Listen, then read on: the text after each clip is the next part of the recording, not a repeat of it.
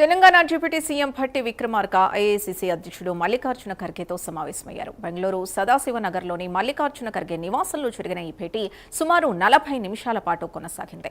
మంత్రి కొండా సురేఖపై చర్యలు తీసుకోవాలని భట్టి విక్రమార్క కోరినట్లు సమాచారం. కొండా సురేఖ వ్యవహారంపై సీఎం, మంత్రులు, ఎమ్మెల్యేల అభిప్రాయాల్ని ఖర్గేకు వివరించినట్లు తెలుస్తోంది. ఇప్పటికే పార్టీకి నష్టం జరిగిందని, ఎమ్మెల్యేలందరూ ఏకతాటిపైకొచ్చారని భట్టి చెప్పినట్లు సమాచారం. ఈ అంశానికి సంబంధించిన నివేదికను తాను పరిశీలించినట్లు మల్లికార్జున ఖర్గే భట్టికి తెలిపినట్లు తెలుస్తోంది. త్వరలోనే సీఎం, డిప్యూటీ సీఎం, పీసీసీ నేతలతో ఢిల్లీలో అధిష్టానం చర్చలు జరిపే అవకాశం ఉన్నట్లు సమాచారం. ఇక మరింత సమాచారం మా కరెస్పాండెంట్ అజీమ్ అందిస్తారు. అజీమ్,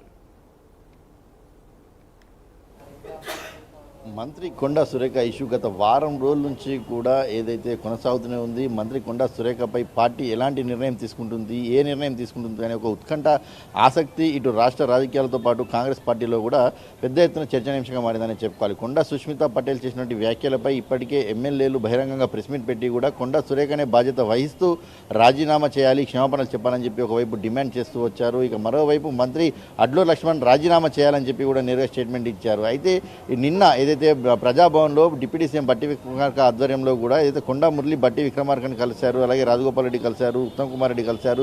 సీఎం రేవంత్ రెడ్డి వచ్చిన తర్వాత కూడా దీనికి సంబంధించిన ప్రస్తావన వచ్చింది. అది పార్టీ ఏసీసీ క్రమశిక్షణ చూసుకుంటారని చెప్పారు. అయితే కొద్దిసేపటి క్రితం కూడా పీసీసీ అధ్యక్షుడు మహేష్ కుమార్ గౌడ్ మరోసారి కూడా మాట్లాడుతూ ఎంతటి వారికైనా సరే ఉపేక్షించేది లేదు, పార్టీ లైన్ దాటితే దానికి సంబంధించిన అంశం అంతా ఏసీసీ దగ్గర ఉందని కూడా చెప్పుకుంటూ వచ్చారు. అయితే నిన్న కొండా మురళితో భేటీ అనంతరం నిన్న అర్ధరాత్రి ఏదైతే బెంగళూరుకి డిప్యూటీ సీఎం భట్టి విక్రమార్క వెళ్లారు. అక్కడ ఏసీసీ అధ్యక్షుడు మల్లికార్జున ఖర్గేని కూడా కలిసి దీనికి సంబంధించిన అంశంపై ఇప్పటికే చర్చించినట్టు కూడా తెలుస్తుంది. సీఎం అభిప్రాయం అలాగే పీసీసీ అధ్యక్షుడు అభిప్రాయాన్ని కూడా పూర్తిస్థాయిలో ఖర్గేకి వివరించినట్లు, అలాగే క్రమశిక్షణ కమిటీ తీసుకుంటున్నటువంటి చర్యల్లో భాగంగా ఇచ్చినటువంటి నివేదికను కూడా ఇప్పటికే ఖర్గేకి అందజేసినట్టు కూడా తెలుస్తుంది. సో కొండా సురేఖపై తగిన చర్యలు తీసుకోవాలని చెప్పి కూడా మల్లికార్జున ఖర్గేని కోరినట్టు కూడా తెలుస్తుంది. అయితే నివేదిక మొత్తం నేను చదివానని చెప్పి కూడా ఏదైతే మల్లికార్జున ఖర్గే ఇప్పటికే తెలియజేశారు. అయితే దీనికి సంబంధించిన అంశంపై 2-3 రోజుల్లో ఏదైతే ఢిల్లీకి పిలిపించేటువంటి అవకాశం ఉన్నట్టు తెలుస్తుంది. సీఎంని, డిప్యూటీ సీఎంని, పీసీసీ అధ్యక్షుడు మహేష్ కుమార్ గౌడ్ని ముగ్గురిని కూడా ఢిల్లీకి పిలిపించి కొండా సురేఖకు సంబంధించిన ఇష్యూలో ఎలాంటి పరిణామాలు చోటు చేసుకున్నాయి, అసలు రాజీనామా చేయిస్తే బాగుంటుందా, బర్తరఫ్ చేస్తే ఎలాంటి పరిణామాలు చోటు చేసుకుంటాయి, పార్టీకి సంబంధించిన ఇప్పటికే పెద్ద డ్యామేజ్ జరిగిందని చెప్పి కూడా ఒకవైపు